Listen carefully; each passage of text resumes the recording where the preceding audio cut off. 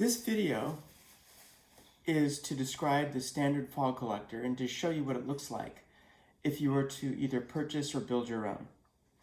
So the standard fog collector looks like this, and it has a few components of interest.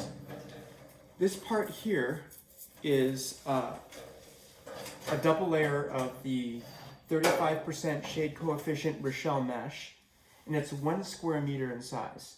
So each length here is a little over 3 feet.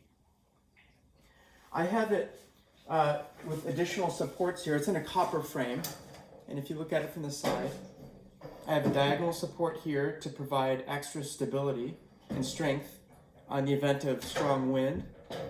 And it also has separators here of a certain length that allow a trough to be placed right like this, such that when the wind blows the fog through the mesh, most of the water then falls below into the trough. You can see that the mesh is not centrally located on the trough, but located to one side to allow the maximum space for the droplets that accumulate on the mesh to fall and enter the trough. The trough is also built such that it's at an angle, as you can see here, such that the water is going to come out on this end of the trough. And that's the location at which I would recommend placing some sort of a mechanism to either record the amount of water coming out, I use a rain gauge for instance, or something to collect the water at that point.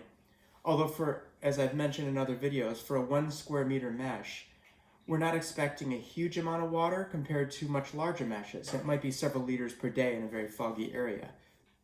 Much larger meshes, of course, would collect a correspondingly much larger amount of water than that.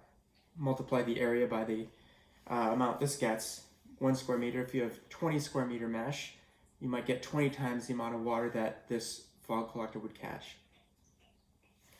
And this fog collector is deployed at a height of about between 6 and 9 feet, and I use these poles here to place the bottom poles of the fog collector I just showed you on, and that gives it the height. So the actual fog collection height begins a little bit above my head, and then the fog collector is supported at each of its at both corners of it, the top corners, by 2 guy wires going in different directions. So there's a total of 4 guy wires that support the fog catcher.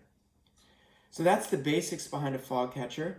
You can purchase them at baysidefogcollectors.com, or you can build your own. There's directions on how to do so, but you'd need to do things like bend sheet metal, cut pipe, drill pipe, stitch mesh on, which is something you can all do if you have the proper tools, or in some cases you might be able to find some substitutes for some of the things such as the trough. Different people come up with different ways to use a trough to collect the water from underneath the fog catcher.